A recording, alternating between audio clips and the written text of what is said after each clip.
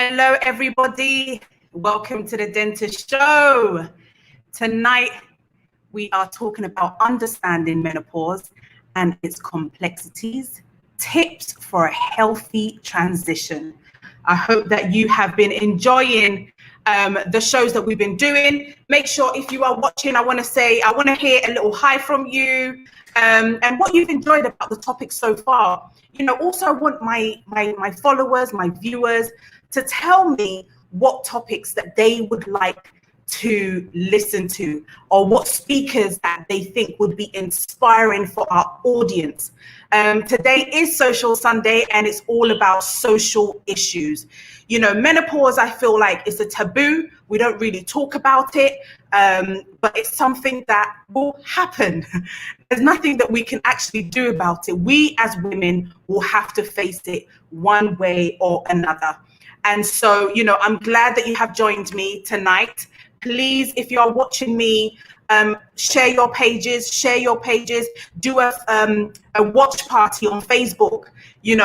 Now you can do watch parties. So it's really important that as we are, coming together and discussing these issues, that we get everybody to listen to it. We get everybody involved.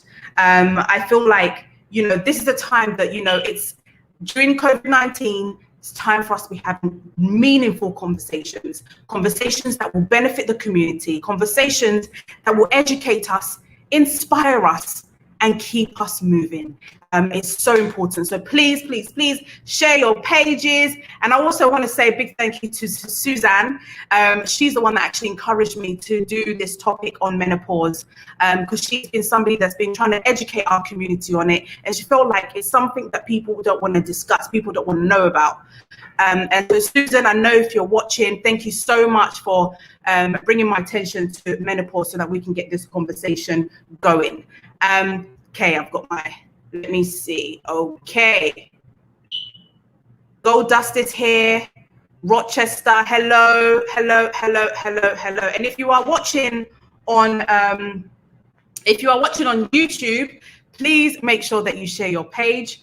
And let's get the conversation going. But before we do that, I must say a big thank you to our sponsors. So we've got this amazing young girl who has these perfumes that she's made. And I think that it's so important, again, that we are supporting the young ones that are coming up. Her brand is called Gloria Mills. You can go on her website. I've got the product. I bought my own product. And it smells amazing. Absolutely gorgeous. She's got 2 different brands. So go out there and purchase one. There's her email address. There's her website. Please, let's go online and support the young ones coming up. She's young. I think she's only 24, that has come up with this amazing product. Guys, let's go out there, go on the website, let's get to it, and let's support our own. Now, as you can see with Black Lives Matter, anything, any entrepreneur that is Black, people are supporting. So let's make sure that we are supporting. Here's our product, really nicely packaged, really nice. Guys, go out there, and I've got the other one as well. Go out there and purchase. Let's support. Yeah, really important that we support. And then, so that's it here as well. Let me show you this picture. It's fantastic. And again, thank you to World Remit for sponsoring us. You can send money via World Remit. Very fast, very efficient, very quickly, in minutes. You can join up to 5.7 million people who are sending money worldwide. And again, lastly, let me say a big thank you to Prodigy. Her shit hot, I just love. I've just been through about 3 jars of this already, and I got it last week. So that shows that the shit hot is good. She does shito, she does spices and jollof rice. If you're Nigerian, if you're Ghanaian, if you're from Sierra Leone and you love jollof rice, get her jollof rice seasoning. You will love it. And you'll thank me later. I promise you will thank me later. Okay, so that's it. I've done my home chores, and now it's time to bring on my special guest.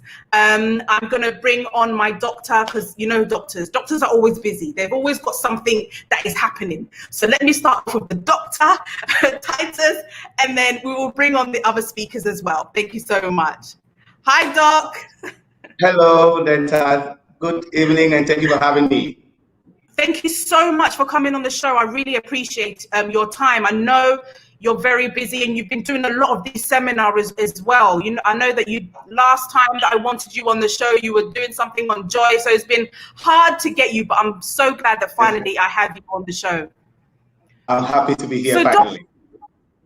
Thank you, Doc. Doc, please tell us a little bit about yourself, your profession. Obviously, you're a gynecologist, but tell me your role and what things that you come across as a gynecologist. All right, thank you once again. And well, because of different time zones, I'll say good evening from Ghana to all your viewers. I am a consultant obstetrician gynecologist and a lecturer with the University of Ghana Medical School, and also an executive of the Ghana Medical Association. In the field of gynecology, I manage all sorts of gynecological issues, from infertility to dealing with issues of menopause to dealing with issues of pediatric or adolescent gynecological problems. So in a brief, I'll say that is what I do. Fantastic. So, Doc, I mean, our topic today is understanding menopause. So, what is menopause? Is it a sickness or is it a health condition? Okay, it's none of the two. Menopause is none of the two. Menopause is just a natural transition or state that a woman gets into. A woman starts her life like a man, like a young lady, not much difference, and then they come a point we call menarche, where they begin to have menses, and then they become reproductively active. And that is when they are different from men. And God has set it such that at a certain point, this reproductive life ends. So the mark of that end of the reproductive life is the beginning of what we call menopause. So basically, it's a state you get into. It is not a sickness, it's not a disease state, but it's a change. And that change is associated with some changes that we need to adapt to. So, Doc, we can't avoid it. No, you cannot avoid it. It's natural. As long as you live long enough, you will meet it. Okay, so you mentioned that it's at a stage where usually when I first heard of menopause, you think of an older woman, like older 50s, 60, that kind of they've got menopause. But now we're seeing a trend of younger people having menopause. Why is this? Okay, so generally the age of menopause varies. That is the natural menopause. We have two main types of menopause. We have a natural menopause, and then we have an artificial menopause. The natural menopause, the age varies with race, it varies with diet, and it has changed over the time. In the US, your average age of menopause is around 51 years. But it ranges from about 47, thereabout, to almost 57. Some women can get it as late as 57. In Ghana, our average age of menopause is around 48 years. This was a study we did some 20 years ago. We think it might have even changed now. But if you get menopause here before 40 years, we call that a pathological menopause. That is a disease. And then we'll call it a premature ovarian failure. It's also menopause, but that is not natural menopause. And then with changing diet, the age appears to be coming down gradually for some people. And Doc, so what do men get? What's the opposite of menopause for men? Because it looks like us women, we have to deal with so many things. What do men get menopause in a different way? Unfortunately, this is something meant for only women. There has been an attempt to create something for men that people call andropause, but physiologically it is not established. a man technically retains his ability to reproduce throughout his lifetime. Even though this ability will reduce with time, it never gets to a point where we say it has stopped finally. So it may stop because of a disease, but generally men remain reproductively active throughout their lifetime. But the level of activity will be slowing with age. But as men age, they may show a few signs that people have put those together and say it is andropause. But it is nothing characteristic like what we see in women. Okay. So, Doc, what are the symptoms of menopause? How do you know when you have menopause? Okay, so the definitive symptom of menopause is that your menses cease and they stop, and they need to stop consistently for 12 months, that is a year, before we will say that you have entered into menopause. If your menses stop for like 3 months, 2 months, thereabout, it may be due to something else, but not necessarily menopause. But if you're at the right age and your menses cease completely for 12 months and more, we say that you are in a menopausal state. So that's the first sign, your menses will stop. Now, there are other physiological changes that can occur. For instance, because your estrogen level is low, you may have some few problems, like problems with your bone, problems with your temperature regulation, where you're feeling hot when everybody else is feeling cold. Some become talkative, some have issues with their urinary systems, and some have challenges with sexual life because they become drier. So these are some other things associated with it. That's a lot of things. Unfortunately, yes. Wow. So oh gosh. So basically, so with the sexual stuff, so women become very dry when it comes to having sex. Yes. Okay. But you can use lubricants, right, to help you with that. So it doesn't. Exactly. All the things I have mentioned about, we have ways we can manage them and you will live a very comfortable life with it, because like I mentioned, it is not a disease state. So for instance, in the event of sexual activity, you need an understanding partner to realize that there's been some changes, and then you should use lubrication generously. And even your sexual drive will go down a bit. So your desire for sex may not be as much as when you were younger. So these changes, you need your partner to understand, but it can be, you can live comfortably with it if you seek help. Okay. Somebody's actually asked on the screen, I'm going to take it now. Can menopause cause depression? It can facilitate depression. I did mention that there are cognitive problems associated with the hormonal changes of menopause, forgetfulness, some mood disorders, of which depression can be one of them, can occur.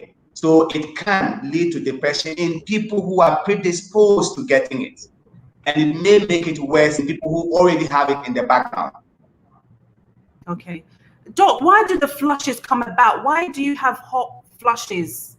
Why does that happen? Okay.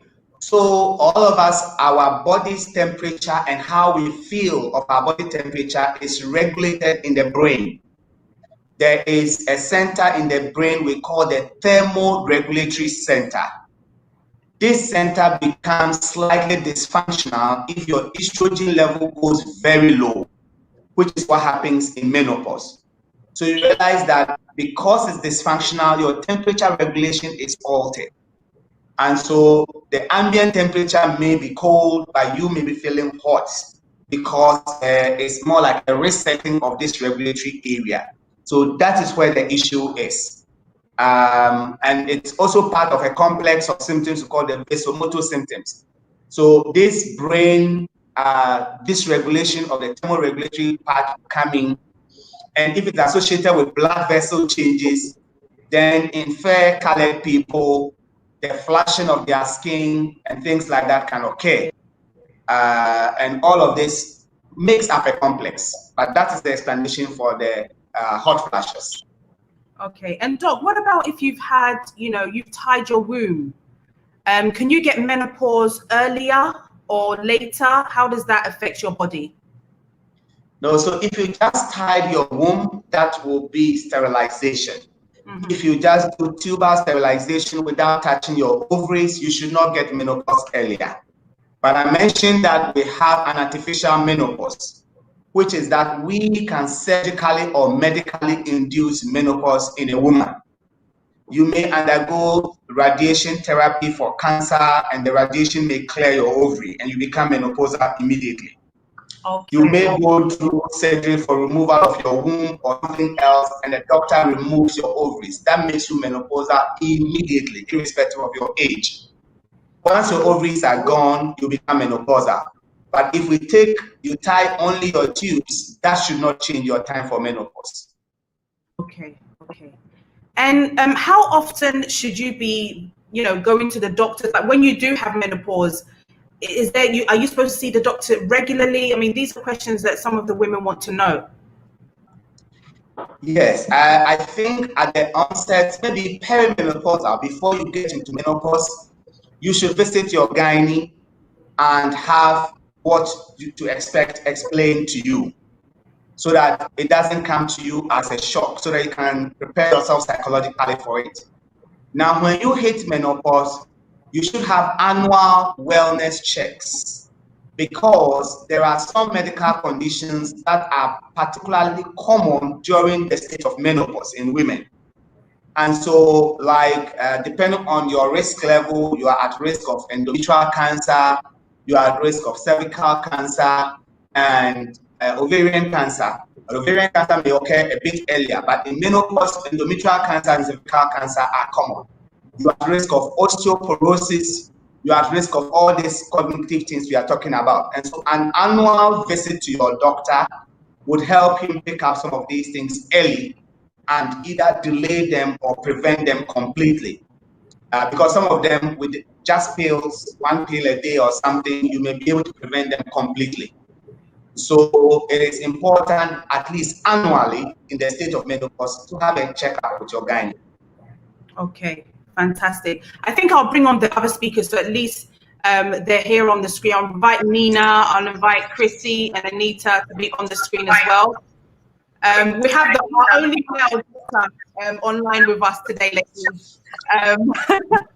So, Nina, please tell us a little bit about your organization before I go back to Doc.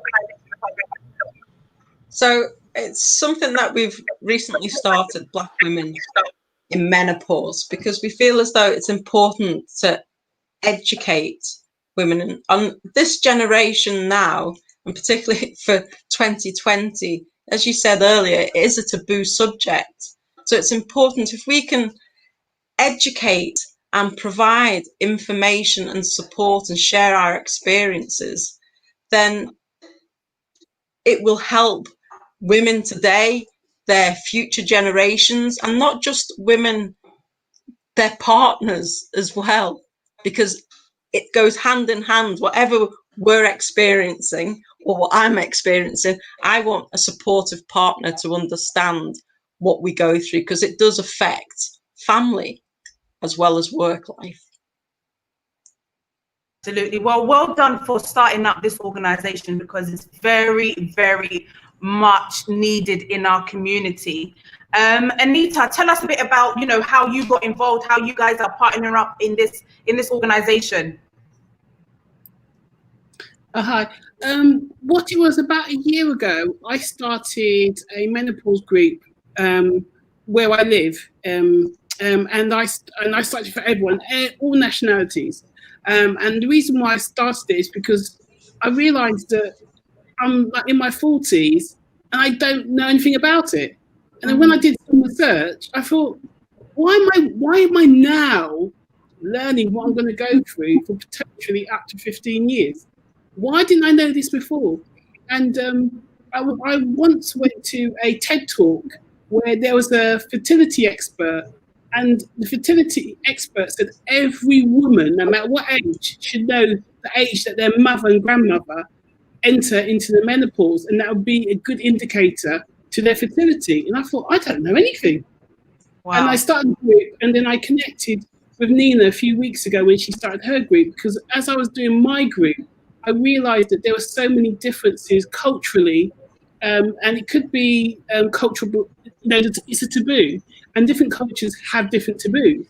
And also, when I cover topics within the group with regards to menopause, predominantly most of the people in my group were Caucasian, and some topics which are more focused towards people, women of colour, there wasn't a need to talk about them, even though there's a need for me and other women like me. So working with Nina has been brilliant, because then I can work with women to focus, educating them on a really important change in their life.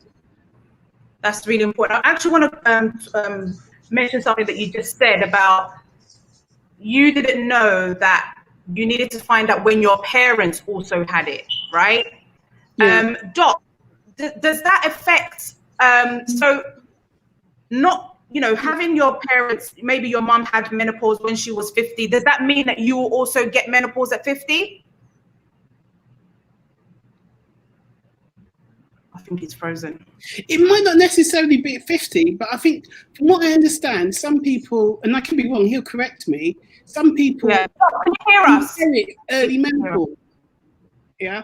Doc, And- can you hear us? Oh. Sorry, I'm just trying to see if you can hear us. But go on, Anita, go on.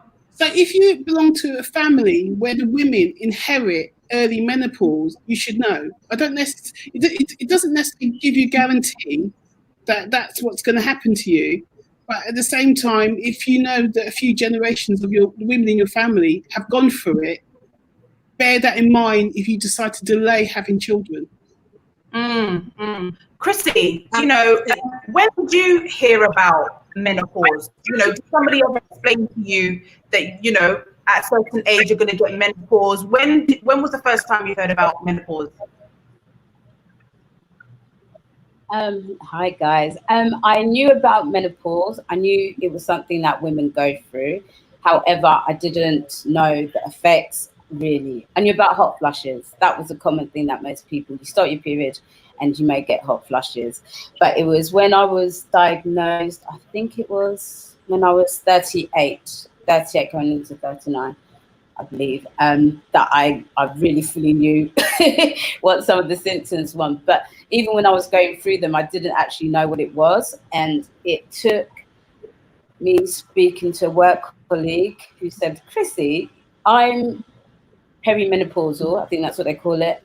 Have you thought about that? And I was like, don't be silly. Absolutely don't be silly. So I was getting hot sweats. I was getting night sweats. So I was putting my makeup on, didn't understand why I was sweating so much. I would go to events and everyone was like, Chris, why are you so hot? Why are you sweating so much? I went into this period of, I don't know if you call it depression, but a real low all the time. I didn't want to get out of bed. I didn't want to go to work. And these are all things that happen sometimes when you're when you're having your period. Sometimes these are some of the symptoms, but this wasn't me. And eventually I realized I have an underlying health condition, which actually states that part of it was that I would have difficulties having children, but it didn't mention menopause. But I was like, right, let me go and check with my doctor. And again, my doctor was like, you're too young. You're too young. And I said, please, can I check? Because I was crying at that time. I cried to her. They took a blood test, and that was all it was. It was a blood test. And I think it was the next day or so, they called me and said, can you come in? Because you were right. Wow. Like, okay. Yeah. So that's, wow. that Doc, was my can you story. hear us?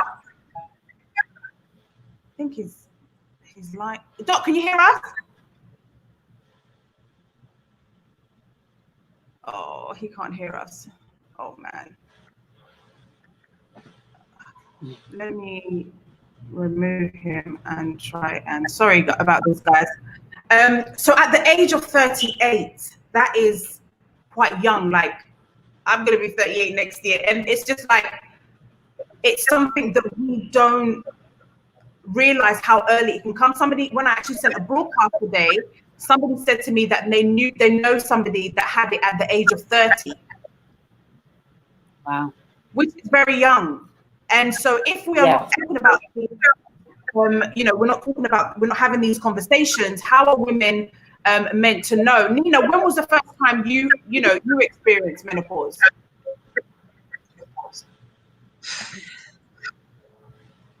Probably about 2 to 3 years ago. I suppose I was slightly naive, not recognizing what was actually happening. And when I reflect back now, and I went to the doctors for something else, and she said you're perimenopausal, it didn't sink in.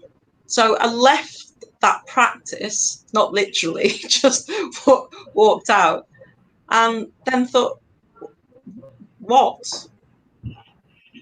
has she just said there? I wasn't provided with any information or an explanation. And as I said, my own fault for not asking those questions, but I'm sure many people out there have been told something from the GP and then let it sink in and then go back out. So that's when I did some research to find out, well, what it was. And this is how it escalated in terms of not having that support, as Anita's previously said, for Black women. It's very generalized, and we've got this correlation of being a woman and being in menopause. And then I've kind of found out the information myself, which to me proves that there's not enough support, even though there's great support groups out there supporting people, women, about menopause, perimenopause, postmenopause. I just don't feel it's particularly relatable to myself as a Black woman. And do you think that there's anything to do with our diet at all?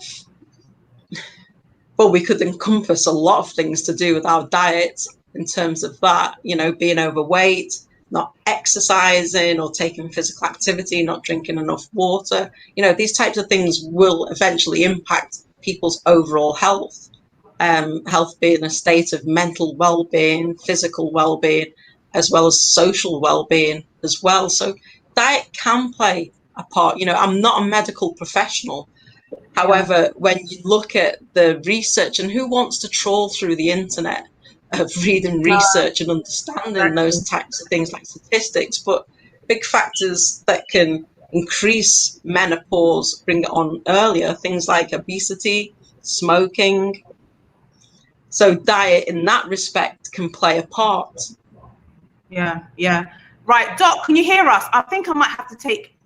Doc, can you hear us? Sometimes when there's a lot of people on the stage... Yes, I can hear you. You can hear me. Okay, fantastic. I wanted to know, does it matter? So say your mum started her menopause at the age of 50. Are you likely to also have menopause at that age? Well, there are genetic factors and environmental factors. On the basis of genetic factors, if your mom gets her menopause around 50, you are predisposed to getting it around that time. However, your lifestyle can change that. Your environment can change that. And so you can get a family that most of the women in that family get menopause at 55, 54. And that is a general trend. However, if you adopt some type of lifestyle, that can change for you. And I think some of the factors like smoking, like obesity, I think some of your panelists were mentioning, can influence that. Okay. All right. I'm going to ask people that if you have questions for Doc, he's got about 20 minutes with us and he has to leave. So please send in all your questions that you want him to answer. That would be great. So Doc, what about this on the screen? Can you see it? Yes. I was also told by my GP that perimenopausal symptoms can start 15 years early, but will stop at some point. Mine started after my third daughter at 32. Yes, perimenopausal symptoms can start early. I agree. It's not fixed. And some people, it can start as early as 10 years. Others, it starts just about 6 months to the actual menopause. And then they start having scanty flow, start having a few of the symptoms, and then the actual menopause hits. However, I should state that in the course of birth giving, some things can occur that can tip you into menopause or into getting to menopause early. For instance, if you bleed a lot during your delivery, you can have a complication that can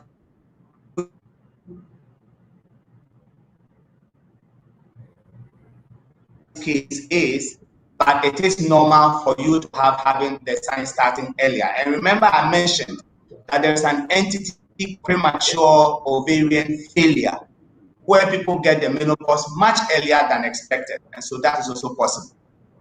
Okay, and what about if you start your period at a young age, 8, 9, 10 years old? Does that mean you're likely to have menopause at a younger age? No, but if you start your periods very early, you should have your menopause a bit earlier. But if the menopause continues longer, then you are at risk of some particular kind of cancers that women have, like ovarian cancer, because then you are going to ovulate for a very long period of time compared to other women. If everybody starts around 13 and ends around 50, and you started at 9 and continues to 57, it means you have cumulatively some 7 or more years of ovulation. And that incessant ovulation predisposes you to some female cancers. That is the only thing you need to be cautious of. Okay, so regular checks, like you said, is very important. Exactly. Okay, Doc, we have another question on the screen for you. Yeah, I said, can a woman who went into artificial menopause at 45 stop hormone replacement therapy at 47 due to concern about the side effects? Yes, okay, let me say that hormone replacement therapy has issues. If you do have a womb inside there and have artificial menopause for any other reason, your doctor needs to discuss things very well with you before starting hormone replacement therapy. If you do not have a womb, if you have a surgery that they took up your womb together with your ovaries and then you go into menopause, hormone replacement therapy is not as dangerous to you as somebody who still has a womb, because the hormones will work on the womb. And that woman stands a risk of developing endometrial cancer later in life. And so, yes, if you get to 47 and you are concerned, discuss with your doctor instead of just stopping. We have phytoestrogens and other medications that can be used instead of the regular hormone replacement therapy, and the risk is a bit lower. Okay, Doc, can you answer the next question that's on the screen, please? Do we have medication for menopausal complaints of headache and joint pains during the target age, that's around 51? Yes, I would say that things like the joint pain, if it's coming from osteoporosis or osteopenia, there are medications that we can use to manage them. Even the headaches, which may be part of the vasomotor symptoms, can also be managed. The hormone replacement therapy is one option, but has to be discussed very well before it is initiated. If there are other ways by which this can be taken care of, instead of the hormone replacement therapy, it is encouraged. Okay, thank you. And I think there's... How about hormonal imbalances? Yeah, from Marie. Marie, yes, hormonal imbalances would occur.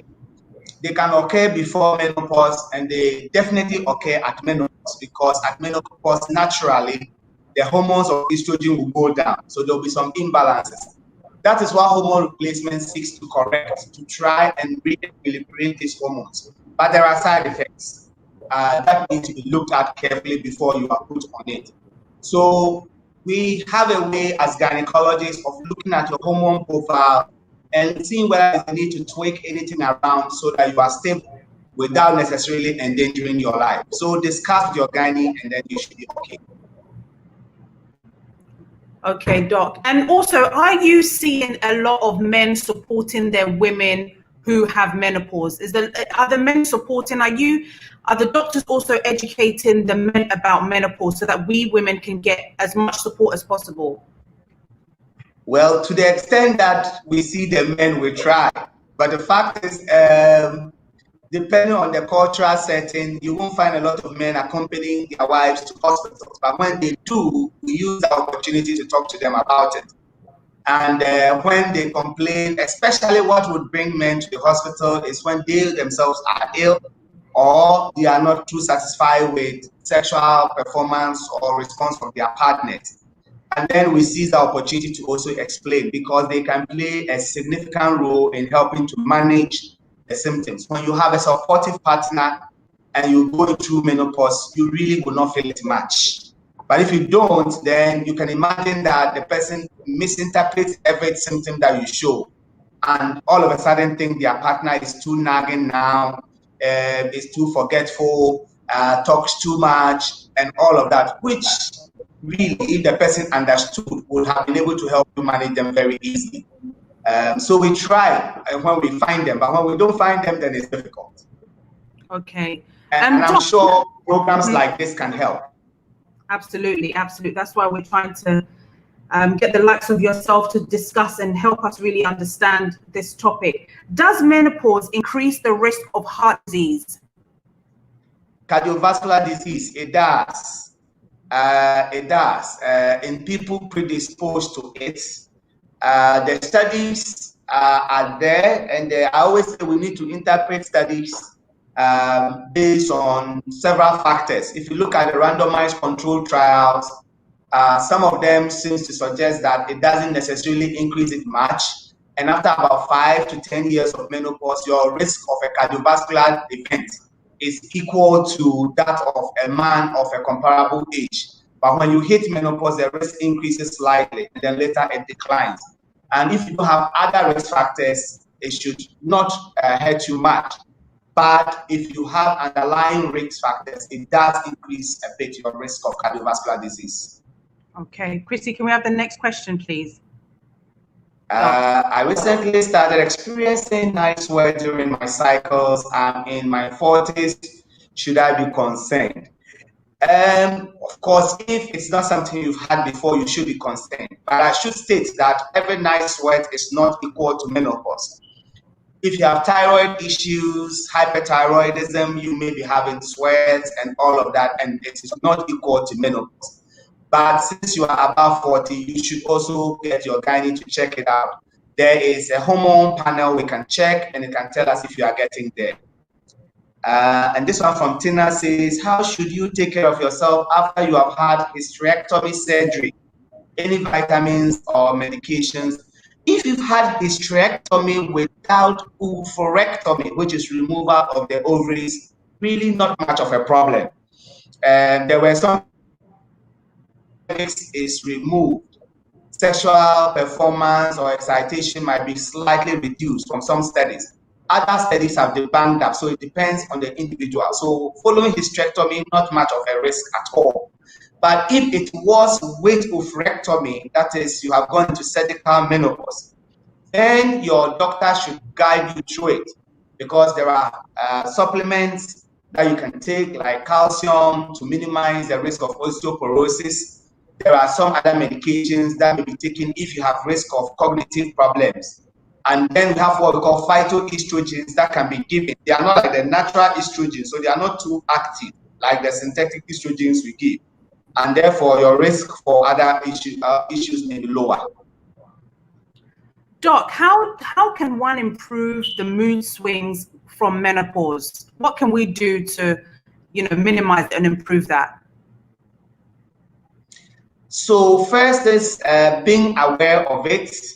Then there are cognitive behavioral therapies that therapists, psychologists, and support groups can help you through without you necessarily taking medications. But when it does get to the extreme, we have medications that we can give you. Some of them, I don't want to mention the technical names, but there are groups of medications like the selective reuptake serotonin inhibitors that we can give you. We have other groups of medications that we can use to manage these mood swings.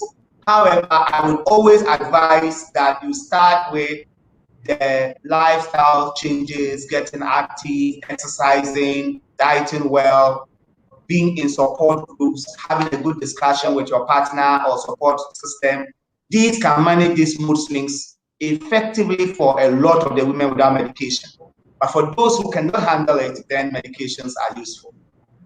Okay. Hold on, sorry. Can it lead to dementia?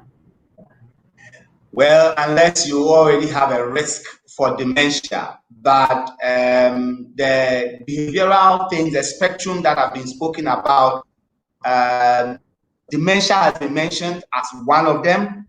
The association is not very strong, but you know, all of us as we age, men or women, are prone to dementia. And therefore, when you get it at that time, you are also menopausal. So how do we distinguish? Is it the menopause that is causing it? Because in young women who've been given surgical menopause, we have not seen them develop dementia. So, but dementia can occur with age, and so everybody is at risk. Okay. There's a question. Taking contraceptive pills increase your risk of early menopause? No. It doesn't increase your risk of menopause or getting an early menopause. Taking an early morning pill, morning after pill, also does not increase your risk of getting an early menopause. But let's know that every drug does have some little side effect here and there. Does menopause cause weight gain? So the relationship between menopause and weight gain is tricky. Obesity can delay the onset of menopause because fat can be converted peripherally into estrogens and give you high levels of estrogens, so it can delay it a bit. It can also lead to an early menopause in some people.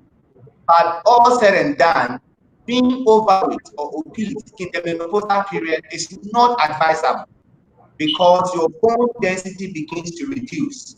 And if, as your bone gets thinner, they have to bear higher weight. That is not very helpful. So weight loss is encouraged, but menopause will not necessarily make you gain weight.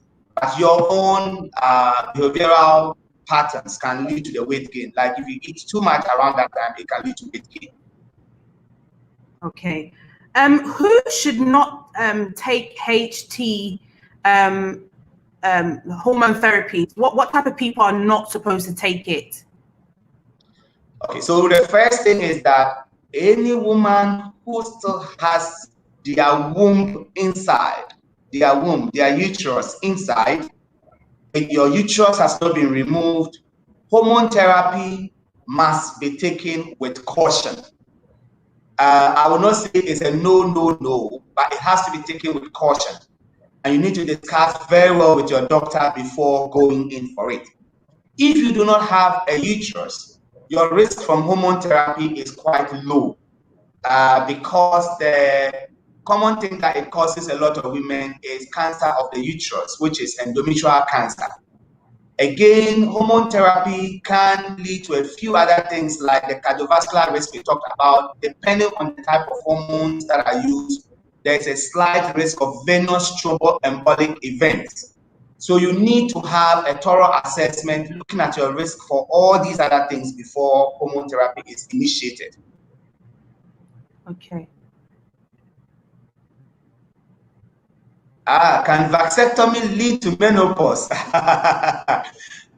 Eugenia, that is an interesting one. Vasectomy in men doesn't lead to menopause in men. Neither will it lead to menopause in their women, but it definitely means an end to their ability to father babies naturally. And therefore, if you are interpreting menopause as your ability to reproduce, yes, it leads to that, but not necessarily all the other signs and symptoms of menopause. Can vitamin D deficiency affect the symptoms? Yes. And there is a funny relationship between vitamin D, calcium, and something we call calcitonin, and their relationship in the blood with estrogen. And so when we are giving supplementation, vitamin D is one of the things we add to the supplementation in women at risk of osteoporosis or osteopenia from menopause. Okay, I think there's another question. Any natural herbal remedies that can help? Yes, I have mentioned that there are some group of drugs we call phytoestrogens. These are estrogens from plants. Naturally, estrogen is a hormone in men, in human beings, produced in women. Some of it also in men. But there are natural ones occurring in plants that can help. I will not be able to mention a specific plant that if you go eat this plant, you'll get it. Some of them have been synthesized and produced into medications called phytoestrogens that can be taken. They can be very useful. Doc, why does forgetfulness occur during menopause? So it's part of the complex of conditions we call the cognitive behavioral stuff. Part of the brain issues that occur with menopause, one of them is forgetfulness. We are not able to explain exactly what the deficiency is that leads to the forgetfulness, but it is related to the low estrogen levels. But it doesn't happen to everybody. And you will realize that during pregnancy too, some women become a bit forgetful. And it's the same principle. You realize that during pregnancy, you are not menstruating and the hormone levels are not the same. And some bit of forgetfulness occurs, what some people have called a pregnancy brain. It's a similar thing that occurs during menopause for some people, but it's not for everyone. There are people who are sharper intellectually, even when they are in menopause, and a lot of people are even sharper. Doc, are there specialists for menopause in Ghana, or is it your gynae doctors that kind of deal with menopause? Okay, so by our training, every gynecologist trained in Ghana should be able to handle menopause.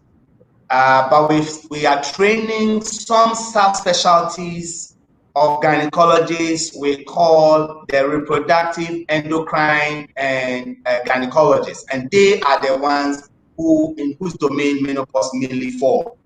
But all our general gynecologists can handle menopause comfortably, because until about 10 years ago, we didn't have the subspecialized training. So we trained in detail in all aspects before. So if you visit any gynecologist in Ghana, you should be able to handle menopause. But the people that we call the reproductive endocrine gynecologists are the specialists handling it more. Okay. And in terms of, obviously you're coming into contact with a lot of these women. Are you seeing them in younger women getting it now, or is it still the older women? No, in fact, in my practice, I'm seeing a bit more of younger women getting it, and it's frustrating because these are women who are still trying to get pregnant. Wow. And then we have to use assisted reproduction. So it's quite frustrating and very troublesome. I have diagnosed quite a number of women whose menses stop.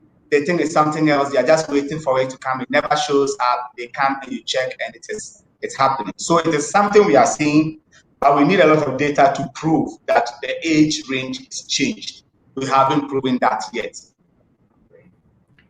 And why do you think that's happening? Is it our food? Why is this happening? Why is this occurring? So I think lifestyle is very, very important. Stress levels will play a role. Women who smoke will have that increased risk, and exposure to environmental toxins also would increase the risk. So there are a few environmental factors. I mean, hitherto in Ghana, we're living in a very green environment. We're eating very natural foods. We're enjoying very beautiful, serene environment. Most of our people are no longer having that. You are bombarded with vehicle exhaust from work to your home, and even your lifestyle itself has issues. So several factors may be explaining it. We are not sure, but we have to investigate it to be able to tell. Doc, another one for you on the screen. Can you educate us on andropause as well, Doc? Okay. All right. I think I did mention in the earlier submission that andropause is a term that has been coined to suggest that there is a male climacteric, which is the same like the counterpart of female menopause. In reality, the classical definition of menopause in women does not occur in men. There is no set time. But you have men that talk too much as well, or at a certain age, they start talking, and you don't know why they're So it is possible, you know, as with all age, several things can change. Yes. But we will not define it as menopause. Okay. And so as men get older, they are also at risk of dementia, they are at risk of osteoporosis, they are at risk of cardiovascular events, they are at risk of a lot of other things. And after some years of menopause, usually about 10 years, as I mentioned, the risk of women become equal or parallel to that of men, because then their body has adjusted to their new state. But in men, yes, what I would say to most men is that even though it is true that your reproductive function is active throughout your life, it is not exactly equal. There is something we have discovered in men. Your semen quality becomes very poor, and then you have something we call DNA fragmentation that leads to the production of abnormal babies. And so if you delay childbearing till your 70s or 60s, 80s, and you are marrying younger women and still giving birth, hope that the genes of your younger wives will balance things out. If not, you are likely to have children who have problems because of how old your genes have become. Okay. So, Doc, in a nutshell, men's sex drive does not reduce at all. It stays the same from when they were teenagers to the end. No, it is reduced. The Okay. sex drive is reduced, but they retain the biological capacity to father a child throughout. But that capacity reduces with time. Sex drive is reduced drastically as men age. In their younger age, most men will have sex and want to do 3 rounds, 4 rounds, and do all sort of stuff. As they get older, they struggle to get even a single sexual activity per week. So sex drive goes down. Amen. They may still have a desire, but their strength gets weaker with time. And that is a fact they cannot deny. So yes, I think that's my answer to it. Thank you. Okay. Can fibroids during menopause lead to some female cancers? What signs should you look out for? Okay, yes. So I'll answer this, and in about 2 minutes, you will permit me to run away. Then, Yes. So yes. So fibroids during menopause, we don't expect a woman to develop new fibroids during menopause. And if you have older fibroids, when you get to menopause, they should start shrinking, because fibroids are fed by the hormones that lead to have menses. So when menses stop, ideally fibroids should stop growing. But in the menopausal stage, if fibroids are growing and getting bigger, then there is a small risk, 1%.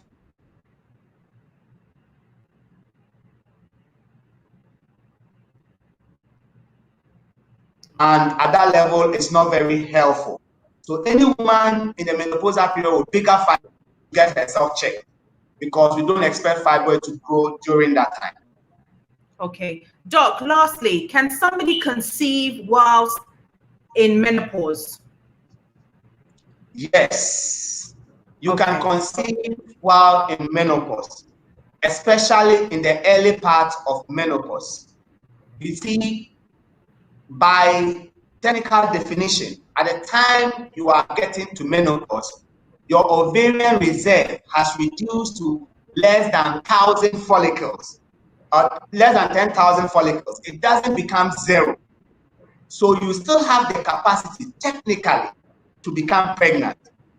But the chance is very, very low. When you go into menopause for about 3 years, 4 years, then this capacity has dwindled to almost zero. And at that point, if you need to make a baby, then we have to help you. Either getting you a donor egg or something else and then helping you. But it is not uncommon for a woman who is just around menopause, has missed her period and thinks it is menopause, and you check her and she's pregnant. Some people, it does happen, and it is because the ovarian function does not drop to zero immediately. It drops gradually to the lowest point. So around that time, technically you can, but the chance is low. Okay. Thank you so much, Doc. What is your advice, lastly, to the women that are watching, that are afraid of menopause, you know, that are worried about what their partners is going to do because obviously their sex drive is gone down, you know, all of these things that are happening to women. We seem to have a lot of things that we have to go through as women. What are your advice to them? Okay, so I have one advice for the women and one advice for their men partners. For the women, I would say this is a natural state. Don't feel down. It is natural. And embrace it. Find better ways of adapting to it and living with it. Join support groups, talk to people, and live with it. Don't suffer the symptoms quietly, which is what is happening a lot in Ghana, because the women think, oh, you don't need to go to hospital for this. So even when they are suffering, oh, your mother tells you, oh, so why are you going to see a doctor? Enjoy it. No, don't suffer quietly. There is help out there. So seek help.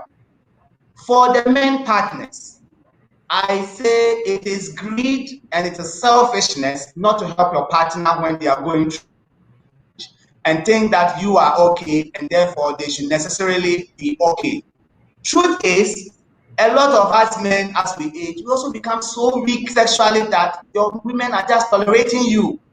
And so why can you not tolerate them and think that you need to go out for a younger person or go do something else? And in all sincerity, when you go for a younger woman as a side chick while leaving your main partner or husband or wife because you think she's menopausal, all that a side partner is doing is just deceiving you because you can never meet her sexual needs. You are not meeting them half of the time.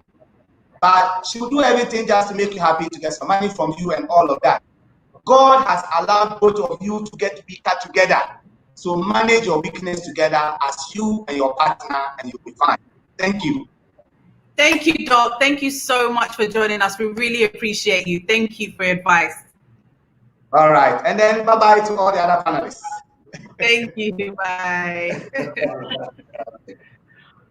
Okay, ladies. Oh, we've heard quite a lot of information from the doctor, but I just feel like we women just go through so much.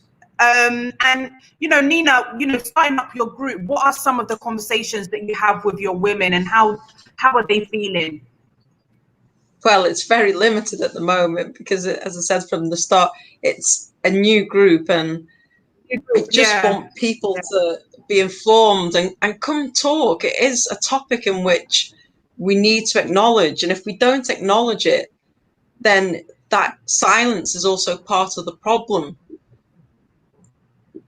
Yeah, absolutely. What about you, Anita? Because you set up your group a while ago, right? Yes. I found that the strength of the group was to create a space where women can talk about the menopause and it wasn't a taboo. And they could talk about all kinds of things, quite personal, with someone who potentially is a stranger. Because when I have my sessions, a lot of women turn up by themselves because they can't talk to their friends, they can't talk to their partners, they can't talk to their relatives. So they turn up by themselves, and it's actually quite, it's quite I don't know how to describe it. Just being able to sit next to someone and just talk about something quite personal, and that person can also respond without feeling shame and embarrassment, was quite a really powerful thing. What was one of your main symptoms that you were having when you realized that you had menopause?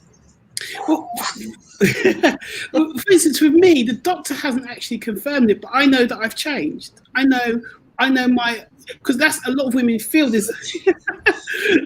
So for me, I'm not feeling hot flushes. My joints hurt. My hair is thinner and falling out. I feel differently, tired. And so I go to the doctor, and the doctor says, don't worry about it, because they don't take it seriously. That's why I started the group to talk to women, because even if whatever I'm going through, that's a guarantee that that I'm going through the menopause. I presume I'm going through the very early stages where the doctor doesn't really care. Okay, Anita, can you take this question? Oh, Chrissy, do you want to add something fun before we take this question? Chrissy, you're on mute. Okay. I was going to say, yeah, that's one of the main reasons why I was like, it would be really good to talk on this platform. Women, we know our bodies, and just as Anita says, I know what they haven't diagnosed it, but I know what my body's telling me. And that's why I say it's really important to stick your neck out. And when you go to your GP, say, this is what I'm going through. As I said, when I went to GP, I had a whole range of symptoms. I was tired.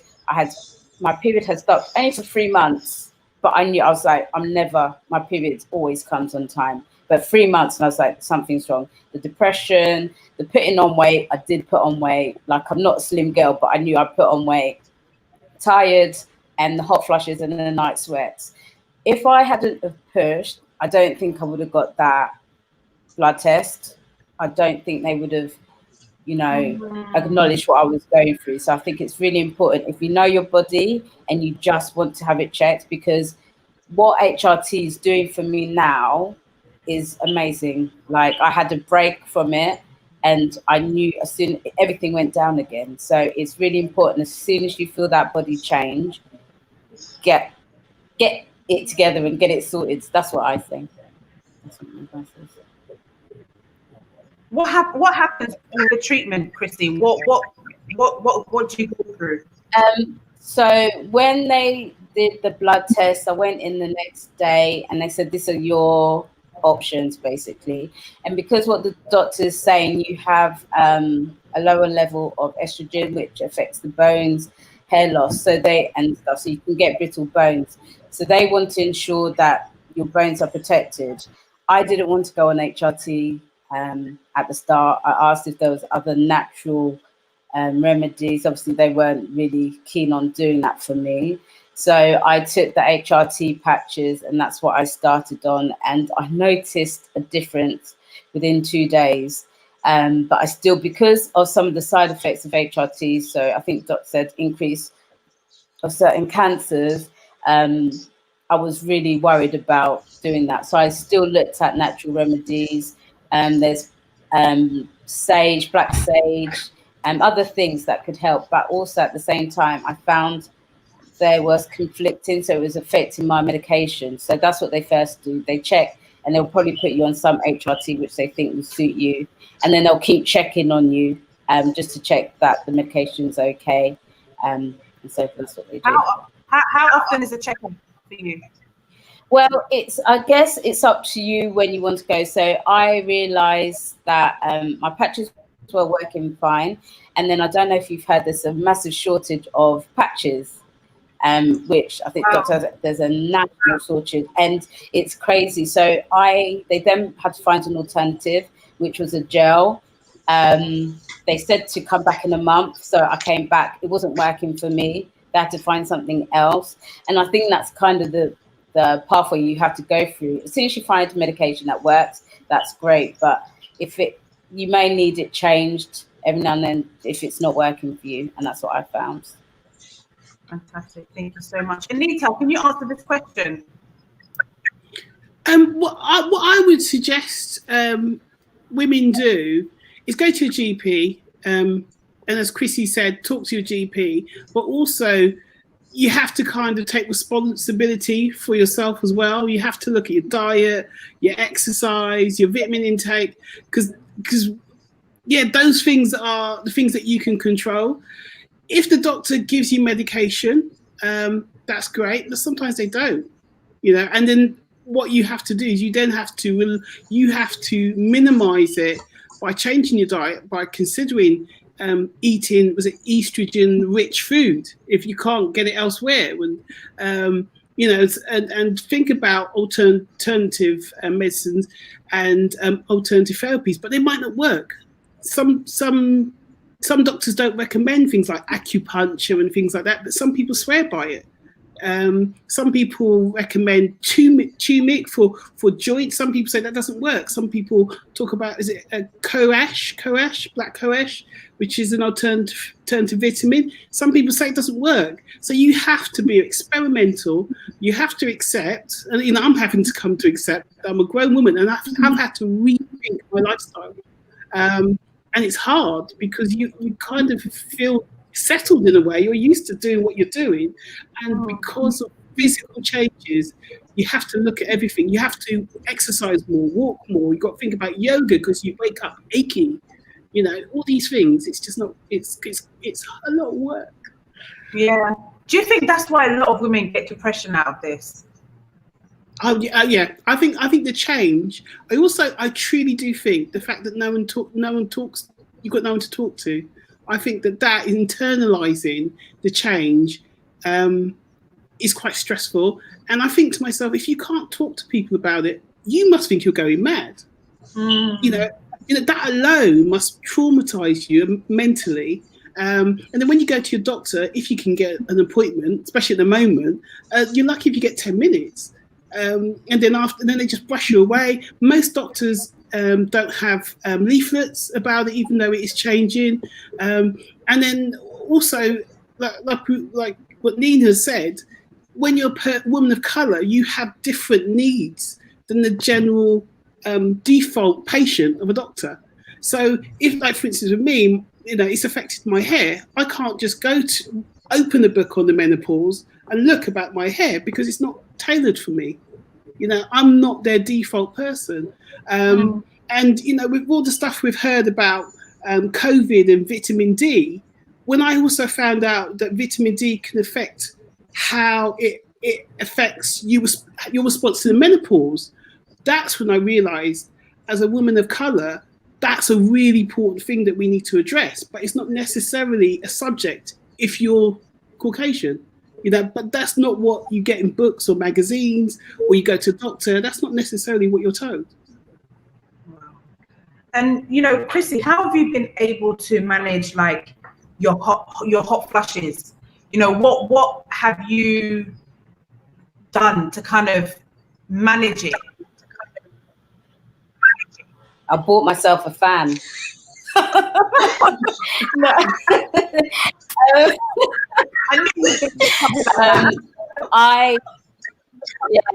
I've struggled.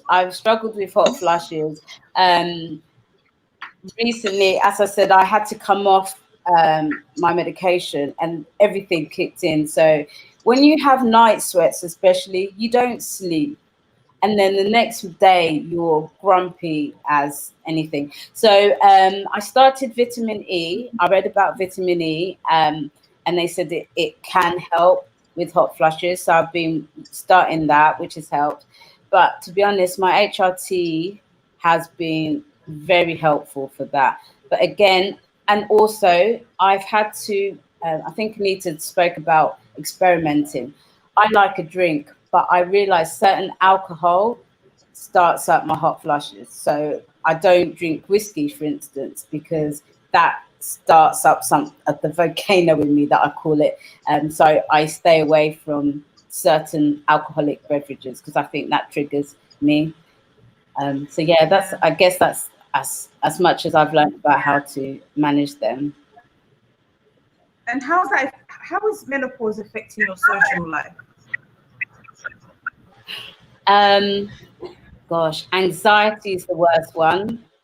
I'm quite a happy-go-lucky person, and I found anxiety has just kicked in double fold. I tended to cry at the thought of having to go out. When you're having a hot flush because you're anxious, I can't get makeup on. I feel disgusting. I feel horrible. I don't want to go out. I don't want to meet people. I'd rather stay in my bed and do nothing. I don't need to see anybody. Work-wise, and I think some people forget that work, it can really affect you at work as well. You don't want to go in. The people you speak to may irritate you. It completely changes you. And I found it that it's really a struggle to say to work, I can't come in today because I feel like this and I feel like that. And it's not anything I can control. Do you know what I mean? So it's been a struggle. I'm still working towards how I manage all these things. I'm better at going out socially. I try. And I had to push myself really to go out. But it's a struggle. Anita, has it affected your social life as well? And I'll go to Nina. As Chrissy said, it's I accept I'm a grumpy person. Yeah. It's made me moody. You know, don't catch me on a bad day. I feel sorry for you. You know. Yeah. Don't catch her in a bad day because she's so socializing, and also it's all the stuff that's going on now. It's just compounds it. It makes it worse. You know, I mean, it was my birthday this week, and I didn't feel like going out. Aww. You know, so yeah, it does affect you. It does affect you, and also like with work, I do like community work. I came across a woman one time, and she gave up her job because she felt so embarrassed and awkward, sweating all the time at work. And then she was in financial difficulty, but she couldn't bring herself to go back to work because of the sweats, and she couldn't tell her boss she wanted the window open. You know? So don't you think it's somebody's just actually written, Susan's actually written this, management needs to be educated about menopause. HR in my organization are thinking about ways of doing this. I think it's something that we need to bring to the forefront for business and organizations to know that, you know, this affects women and the way in which they work, you know, because if she is in that mood, you might not get the best out of her, you know. So how do we, you know, in our organizations, in the places that we work, try and, you know, push for this to happen?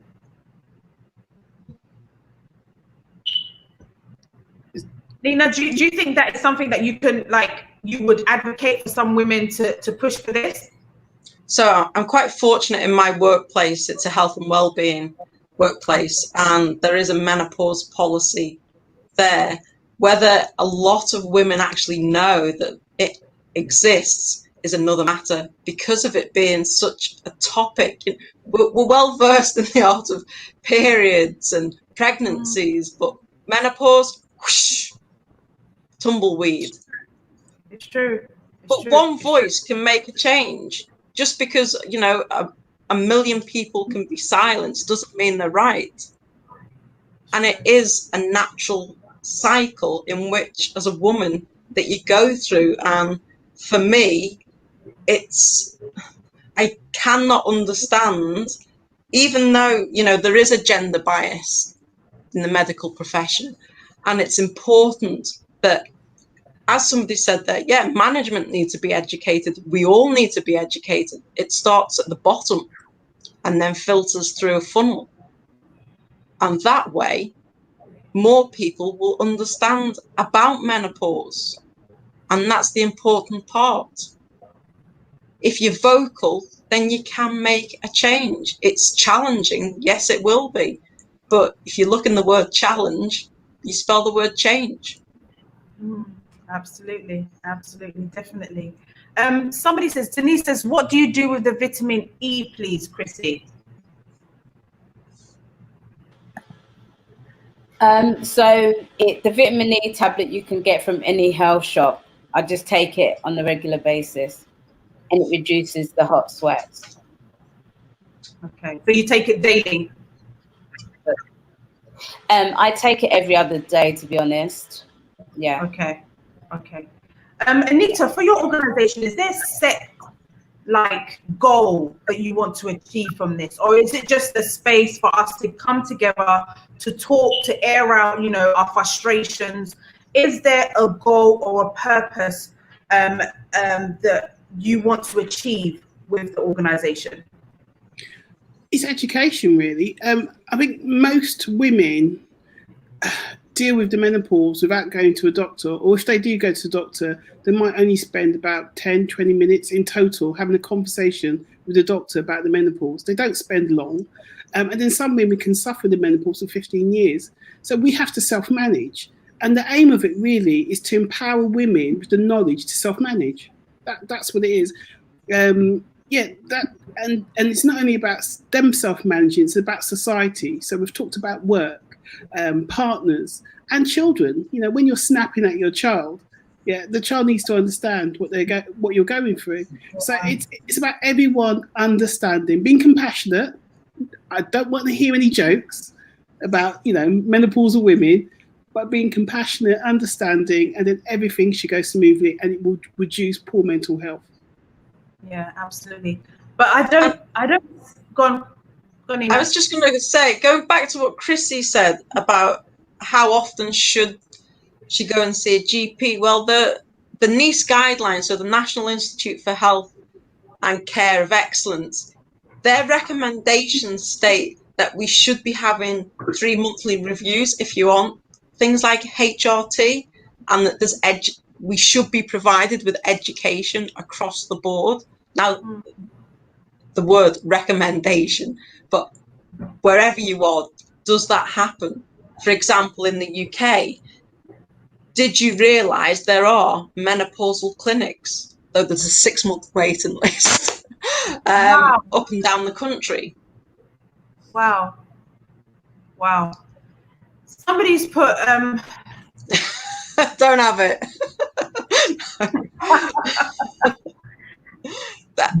There's nothing wrong with lubrication. Yeah, and I think the doctor mentioned that that you can use lubricant to help you if you're dry. I think he mentioned that in this conversation. So I think that's a way that you can deal with that. Correct, right? Yeah. Yeah, absolutely. Okay. Did anyone face hair loss? I think somebody also messaged me about is hair loss part of the symptoms for menopause? Yes, I'm still struggling with it now. So, wow. And as I said, it's like you talk to. I don't know who to talk to properly. Everything I get is off the internet because I can't just go into Boots and get the right stuff. All the stuff that's there, because our product's there for female hair loss. Yeah, I don't know it's effective on my hair because it's not designed for my hair.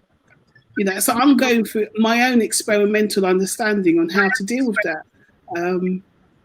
So I'm at the verge where I'm going to consider going to, is it a trichologist or somebody who specialises in the science of hair? Because I've tried those of stuff you can buy off the counter and online. It's made no difference for me. So I might have to go to a professional who specialise in the science of hair to get support. Wow. And is it chunks of hair? Like, how is it dropping out? Is it when you're just combing it, or you can just literally just go through your hair and it's falling out? Yeah, I've got excessive hair loss, brittle patches are thinner than other. I've got patches and everything. So, and the things, if I don't deal with it, it might not be repairable. So it's something that if I can address it, that's it. Yeah, if I can address it, I have to do it as soon as possible because I don't know if I leave it too late if it'll be repairable. But Chrissy, I guess that's where HRT comes in. I believe that isn't HRT supposed to reduce those kinds of things? If I'm no expert, but I know that I believe it was my sister's colleague, she started thinning and her hair started coming out, and it was because she refused to take HRT. As soon as she actually had a second opinion to go, she's seen a difference in that. But I think that's quite important because I think it's connected to bone density as well, HRT. And I think, you know, I know people try to avoid it. I was one of those people, but I think when you're having such effects like that, it's quite challenging to have to go and see what can be done. And I think it's also individual. I've tried HRT myself, and at that particular time, it just wasn't for me. And I think that's what we also need to be aware of, is that menopause, it's not one size fits all, and what works for one doesn't necessarily work for another. And yes, that importance of going back to that NICE guideline, if I go back in 3 months' time, then that might be the time for me in terms of physiological processes in which my body is naturally going through. So I think there's so many spokes to the wheel to try and help us, but at the same time, you know, embrace it. I'm 47, I'm going through it. My 8-year-old is aware of menopause, and I sneakily laugh, don't worry, the hormones will come and get you too, just like the bogeyman. And, you know, I've got a mean Bruce Banner, Aka the Green Hulk, but I turn that negative or area of development into positive and get shit done, get a stool done, type of thing. So yeah, no, you know, you're right. It is, one shoe doesn't fit all on this. And as a woman of colour, the more we talk about it, our experiences, then we'll recognise that we have got similar. There are studies not particularly done on women. One in the UK of 22, which isn't reflective of the UK society, and the other one is this one study in America where, again, still Black African women, Black Afro-American women, and Latino women as well, showing that our symptoms are different and it will come to us at an earlier point. But again, numbers, etc. It's, you know, it's so difficult. Just like the menstrual cycle, pregnancy, it's never the same. If you had more than one child, was it the same? How you educate them, what you go through with them, they don't all turn out as. Yeah, no, you're right. It's true. Can anyone take Vida's question? Chrissy, can you? I mean, I've had a bit of thinness, but that's just around the edges, but that can happen to anyone. I'm blessed with thick hair. This is all mine, thank you. And so at the moment, I haven't experienced it. So I've always had thick hair, we thank God. So, yeah. I can add on there, I think the science is that your hair will not grow back. So because of the changes in terms of hormones, hair doesn't actually grow back to its original thickness. And it's also part of the aging process as well. And for me, in terms of the menopause experience, is often I'm thinking, is it age and menopause coming together? Or is it, you know, well, today I'll blame it on the menopause, where actually, or it's, you know, part of the aging process. And as Anita said a lot earlier, look to your parents and your grandparents, because they will also hold that genetic key that predisposes you to something later on in life. Not that I want to scare people. It's a good thing as well. No, thank you so much, guys. I mean, we have 10 more minutes to go, guys. If you have any questions from our panelists, please send it my way right now. So some of the changes that you may see, which we've discussed, is irregular periods, hot flushes, trouble sleeping, vaginal dryness, sexual problems, mood changes, forgetfulness, weight gain, headaches, joint aches, and pain. Are women likely to have all of these symptoms or a few of these symptoms? Sliding scale. So, as you know, as Denta just said, it's so hard to say, because I've been fortunate that I've only had a few, but then person on my right may have many more. There isn't a specific answer to your question. Unfortunately, it's so out of could the be one, list, it could be many. It's potluck. Okay, so out of the list that I've said, how many symptoms do you have? So the hair loss, the hot flashes or flushes, depending on what you like to call them. I have to say, unfortunately, I'm not blessed with insomnia. I can sleep like a baby, whatever that actually means. Yeah, but the emotions or the unexplained emotions, the depression part, possibly. Again, it's hard to say because I'm the type of person that I do, you know, the other great saying, health is your wealth. So I do take care of what I eat. You know, I still like a drink. I still like to eat different foods. In terms of weight, I cannot say for me personally, I can blame it on the menopause. I could throw that in, but it's about the law of thermodynamics. In fact, calories in, calories out. Also, yeah, headaches, which was one that you didn't mention. I do suffer from headaches, but again, in this day, day and age, screens, blue screens, change in ambient temperature, those sorts of things.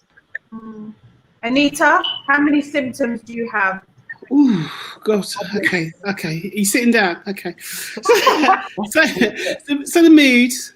I've got a list here, so I'll go through. So moods, heart palpitations sometimes, but I don't know if that's connected to anxiety. Irritable. Mood swings, trouble sleeping, very bad. Irregular periods, low sex drive, fatigue, anxiety, lack of focus, poor concentration, faulty memory. Sometimes I think, did I really do that? Why am I here? Whatever. Why have I put this in the fridge? Itchy skin, achy joints. My hips ache like anything at the moment. Sitting down hurts my hips. Sore breasts. Digestive issues. My stomach plays up more. Bloating. Weight gain, hair loss, increased facial hair. It's on my list. Yeah,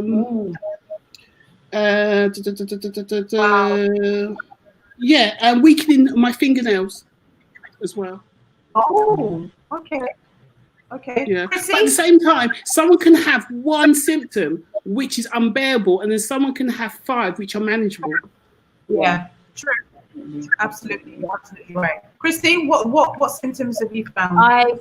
I've had them all. I've had the hot flushes, the night flushes, the low sex drive, the fog. I think Nina I saw it on a tweet of hers, menopausal fog, I think she calls it. That's what I call it. What you just completely forget. Now, I didn't have the greatest memory, but it's completely shot. My memory is shot. Insomnia. I'm suffering from insomnia so bad for the last couple of weeks. So definitely that. Forgetfulness, the night sweats. I wouldn't say incontinence, but sometimes you feel your bladder is always full and you always need to go to the toilet. That was one of the symptoms. As soon as I started HRT, it went. So I'll be up in the night needing to go, but actually I don't need to go. My belly just feels like it's really full and needs to go. And no one tells you about the odor change. I don't know if anyone else has experienced it, but my body odor has completely changed. I had to switch.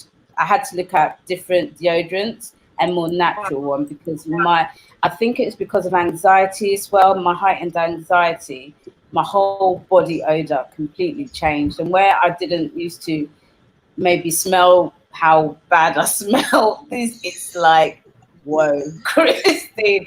And so, yeah, I had to change my deodorant, things like that. So, yeah, it's a whole lot of symptoms, a whole lot.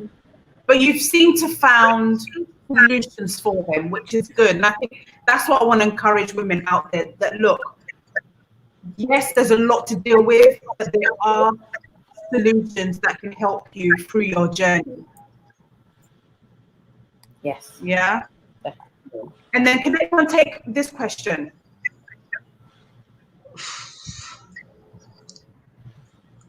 I'm not medically trained, so I wouldn't like to answer I don't that. know about that one. Mm. But none of you have experienced anything like that. No. No. Only through eating chocolate. But that doesn't answer the question. I still get a few pimples from chocolate. Nina, I love that. So, your last few words, guys, what would you encourage us as mothers? Because I think we have a lot to play, because we can educate our children like you have, Nina. You rightly said that, look, your 8-year-old already knows about menopause. And I think a lot of that conversation needs to start from us as mothers, so that our children understand it quite early on. What are your advice to women that are out there that are struggling for information, that are scared and embarrassed about menopause in the first place? What is your advice to them, Nina? It's natural to feel embarrassed and scared, because it's the unknown, because it's not something that is talked about. We can change that and have that blueprint for the next generation. Fortunately for myself, I've only got a son, but I'm educating him. And mothers of daughters, it's your opportunity to educate your daughters, so it has this rippling effect. Yeah. And that then lays a nice strong foundation for the future. Talking, supporting, sharing your experiences, like today, I would hope is invaluable for other women out there listening. So I forgot about the odor that Chrissy said, but I just put it down to when my partner and my son say, "You stink." Well, thanks very much. But it's recognizing. But if you don't talk about it, then you will not know. And as I said earlier, there are great platforms out there, but this today has been fantastic because it's relatable, and I resonate with the panelists and those that are actually watching as well. Fantastic, Nina. How does one join your group? How do we get in touch with you, to keep the conversation going for, those who are out there that really want to be part of the journey that you are heading on? So you can follow us on Twitter at BLK Women. Okay. Can you also have can you type it in our private chat so I can put it up? Yeah, I'll let Anita carry on and I'll type it in. Yeah, please. Anita, I mean, you spoke about your journey and what you've been through, and I'm still going through. Yeah, it's like you're still going through the list that you kindly shared with us. What would you say to your next, Black African woman that is watching, that is frightened to even, have the conversation with their partner, or have a conversation with their sister about menopause? Contact our group, Black Women in the Menopause, because the thing is, it's also about confidence. Because if you're confident in saying the word, because some people can't say the word, and if they do say the word, they can't say it in public, they can't say it at work and whatever. Just find a group, someone who you can even just follow on social media, even if you don't want to have dialogue. And that will hopefully give you ideas and suggestions. But also, if you can find an online group like the group that Nina started, and I'm helping her, we're working on this project together. Find something like that to express yourself. It should build your confidence. It should educate you, and hopefully, it will help you feel more confident about having that conversation, that uncomfortable conversation with the people around you. Absolutely. And then can you share your details as well for us, Anita, in the private chat? That would be absolutely great. Let me put up Nina's Instagram details. So please, if you are on Twitter, you can go to BLK Menopause on Twitter. She's also going to be putting up the email address for you as well. Let me share this in the comments box. Thank you all so much for watching. I really appreciate your positive comments as well. I'm glad that it's helped a lot of you as well. Okay, Facebook is Black Women in Menopause. Fantastic. Let me put that in the group as well.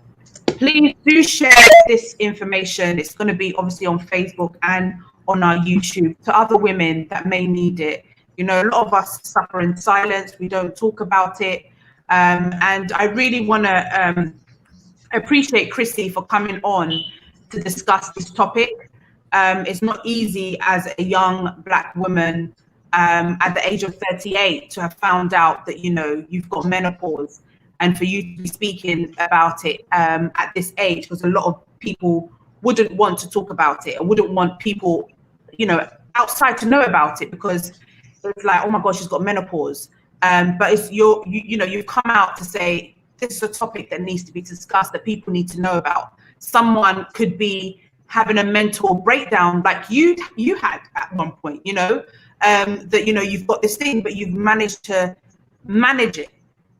What is your advice to young people who may be, you know, going through it even at a younger age, but they're not even aware? Obviously, like you said, there will be signs that you will know that this is different. This is not me. What would your words be to those people?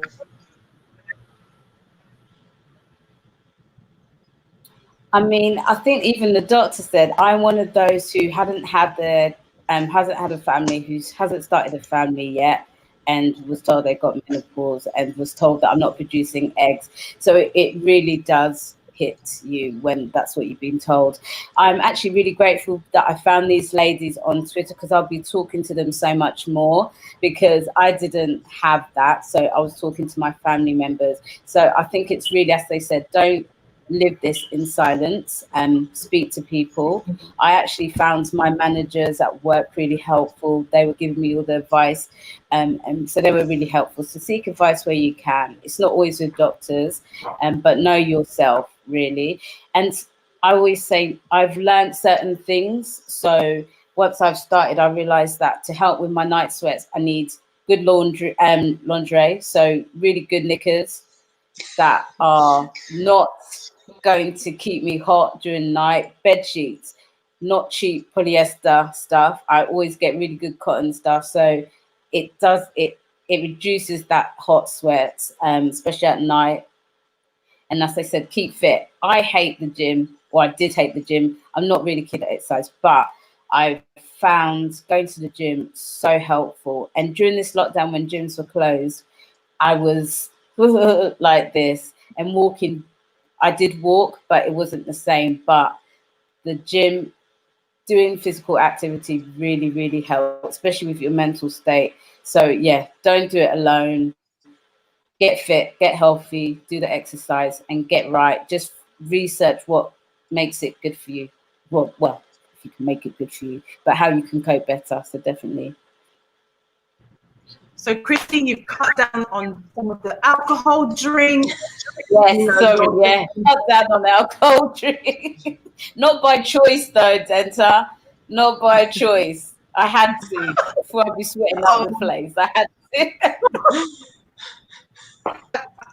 But you know what was more of a shock was having the symptoms, or knowing that you know you're going to have to live with this, or the fact that you're going to have to share this. What frightened you the most? Oh, it was a mixture. I think the most that frightened me was that I might not be able to have children. And then I think that it was like, this is it. This is my life. How do I tell future partners that, do you know what? I've already started menopause, and you're going to have to deal with that. So if you've got children, great. But if not, it may not be like with me. So we had to look at various options. So these are still things that I'm kind of dealing with. So it was a mixture. And then telling my family, you know, they realize it could be something, but they're like, it might not be. But the fact that I came and said it it kind of broke them as well. So it was a mixture of things that it was hard. You know, you can manage the symptoms, but the rest of the stuff, it can be quite a challenge, definitely. But the doctor said that you can have children with menopause, though. For me, they kind of ruled it out completely. So, you know, I've said that I'll look at other opinions, but they kind of ruled it out for me. Through, you know, further investigations that they've done, they've kind of done that already. So, as I said, I have another underlying health issue, so it all correlates. So, yeah, unfortunately. Wow. But yeah. Thank you so much for being open to this discussion. I really, really appreciate your courage. Because even like the Google team, everyone's just like, Chrissy, you know, but I really, really appreciate you coming on today and sharing your story. All of you ladies, for coming on and sharing your stories. Hopefully we have impacted on somebody else's life, even if it's just one woman that we have encouraged to get checked, or one woman that we have encouraged to talk, because mental health is a big thing. And we want to encourage our women that don't suffer in silence. There are people that are going through things that you're going through, and even maybe worse things that you know, you might think that you're going through really bad time, but you might hear somebody else's journey and you're like, wow, okay, mine is not so bad, you know? So let's encourage people to talk as well. So again, I want to say a big, big thank you to all my panelists. Wait, what's this? What? Black Mamba says, I heard there's a 70-year-old African American gave her last birth. Is it normal? That one, yeah. It's not normal. 70. Wow. I haven't heard of that. But thank you all so much. If you have enjoyed tonight's show, let me see a thumbs up or a comment. Just encourage our speakers also that have come on. I really appreciate your time. And just by a simple email, Chrissy connected me with them, and they would just, let's do this. Lena was like, let's bring on Anita, let's do this. So I really, really appreciate all of you for coming on tonight's show and spending 1.5 to 45 minutes basically with me. I can't thank you enough. God bless you all, and we'll encourage more people, more women to join your groups as well. Thank you. Thank you very much, and it's been fantastic and relatable to have this conversation. Thank you so much. All right, bye-bye. Okay, guys, I hope that you have been impacted by tonight's show. I hope that you have learned a lot. I hope that you've been inspired. I hope that you've been encouraged. Menopause is something that will happen to every single woman. There's no going off about it. I mean, I did ask the doctor. He said, Denta, it will happen. Whether we like it or not, it's something that will happen to us women. Unfortunately, I just feel like we have so many things to deal with as women: pregnancy, periods, fibroids, miscarriages, so many things. But you know what? We've got strength. We've got such inner strength that I don't think any man can deal with what we deal with. God has given us extra presence of willpower, of strength, of encouragement. So, you're not alone. There are groups out there that will help you get through your journey, to have that discussion with you. So don't feel alone at all at any point. Thank you all once again for, viewing the show. If there is a particular topic that you would like us to discuss, please send a message right here, or DM me on Facebook, send me a message on Facebook, or send me a message on Odana Network. It's been great to have you on. And again, let me say a big thank you to World Remit. You can send your money via World Remit on this website. Again, for all of you lovely people that are looking to invest in Africa, in Ghana, if you're looking at properties, if you're looking at job opportunities, if you're looking at partnerships, if you are looking at, you want to sell your land, or you want to partner with somebody in Africa, this is the website that you need to register at. I'm going to put it in the group. Let me put it here. Make sure that you connect right here. Sunshine Jones, I came too late. Don't worry, Sunshine, you can watch the show back. It's still going to be on Facebook. It's still going to be on the Adana Network. So please, please, please make sure that you continue to share. Let everybody share on their Facebook. Sometimes women are not, they don't want to share these things, but I think that, share it on your Facebook, share it on your Instagram, wherever you want to share it, and let's educate one another. God bless you all. Thank you so much for watching tonight's show. It's been absolutely amazing. And I will see you on Thursday for another exciting topic. Take care and God bless. Bye-bye.